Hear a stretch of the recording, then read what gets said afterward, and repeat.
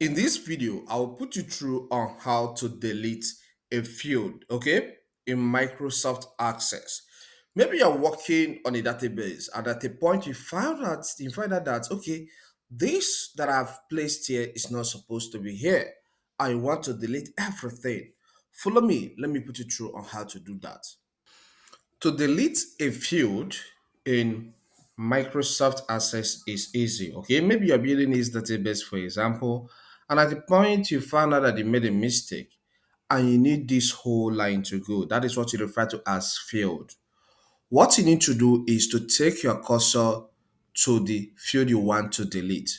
All right, once your cursor is well positioned to that particular field, you will see this arrow that points down. All right, that's the indication. Then you right click there to see some options.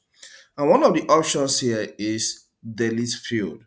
Okay, so you click on delete field. A notification will show up. It says, do you want to permanently delete the selected field or fields and all the data in the fields? All right, our field.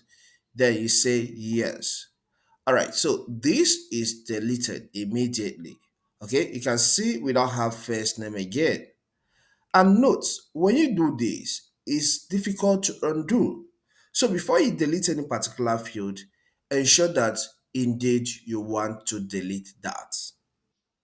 I believe this content helps you. Please, if it does help, consider subscribing to this channel. Here we cover a lot on technology, YouTube education, and self-publishing. So if you're interested in any of these content types, consider subscribing to learn more.